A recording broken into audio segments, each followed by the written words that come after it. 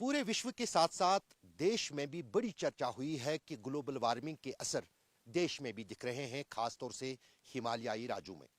आखिर अगर बर्फबारी भी होती है, ठंड भी है, तो फिर ये ग्लोबल वार्मिंग कैसी? लेकिन उसका मैं उदाहरण और उसका सबूत मैं आपको यहाँ पर हिमालय के एक हिस्से में देना चाहता हूँ।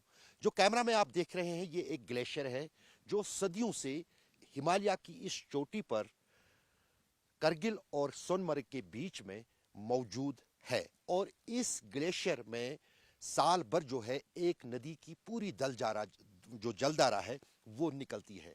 लेकिन इस वक्त जनवरी का महीना है, जब ये ग्लेशियर बनते थे कई फुट बर्फ जो है इन पहाड़ों पर टिकी रहती थी, जो जम जाती थी और ग्लेशियर का रूप लेती थी।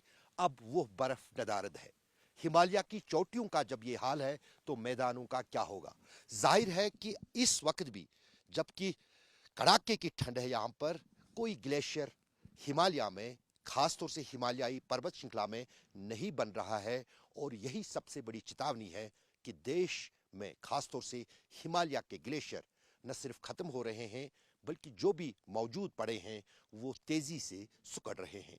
जो चिंता है जनक है, न सिर्फ मौसम के लिए बल्कि आने वाले सालों में इसका असर जो है खेती पर भी होगा, पीने के पानी पर भी होगा।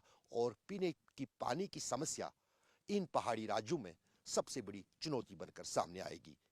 मुजफ्फर अहमद के साथ अशरफ वानी, करगिल आज।